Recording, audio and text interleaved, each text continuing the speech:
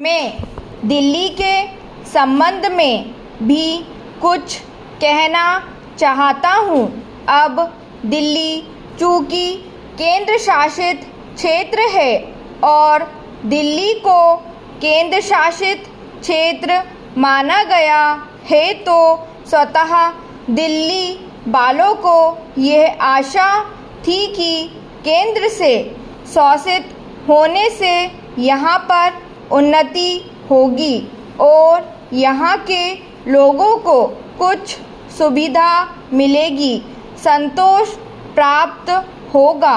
किंतु मैं यह देख रहा हूँ और लोगों में भी यह भावना बढ़ती जा रही है कि जब से यह केंद्र शासित क्षेत्र हुआ है, तब से शासन में निरंकुशता आने लगी है और लोगों की ओर ध्यान कम दिया जाने लगा है। इसलिए मैं यह कहना चाहता हूँ कि दिल्ली प्रशासन के पुनर्गठन के ऊपर पुनः जोर दिया जाना चाहिए और हो सके तो उसके लिए एक समिति बिठा दी जाए और उसके लिए सोचा जाए कि दिल्ली का प्रशासन किस तरह का होना चाहिए।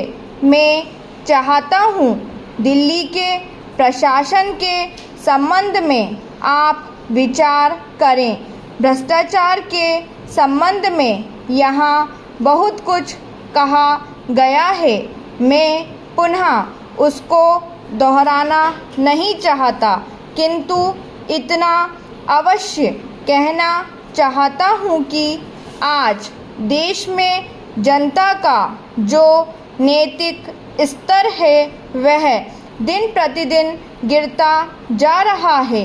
सरकार को यह सोचना चाहिए कि उनका वह नैतिक स्तर किस प्रकार उठाया जाए और किस तरह से लोगों की भावनाएं बदली जाए, किस तरह से लोगों में अनुशासन रह सके।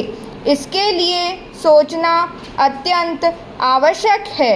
हम जब भ्रष्टाचार की बात कहते हैं तब यह तो सभी मानते हैं कि भ्रष्टाचार है और इसमें कोई दो राय नहीं है कि भ्रष्टाचार मौजूद है। छोटे से अधिकारी से लेकर बड़े अधिकारी तक यह फैला हुआ है। भ्रष्टाचार केवल प्रशासन में है ऐसी बात नहीं है, वरन यह लोग में भी फैला हुआ है। जब करों की अदायगी का प्रश्न आता है तब लोग दो दो खाते बना लेते हैं और आयकर की चोरी करने का प्रयत्न करते हैं और कर से बचने के लिए भ्रष्टाचार करते हैं। जैसे बगैर दोनों हाथ के ताली नहीं बज सकती, ठीक वही बात भ्रष्टाचार के संबंध में लागू होती है। भ्रष्टाचार के निवारण के लिए जितना अधिकारियों का कर्तव्य है, उतना ही कर्तव्य जनता का है।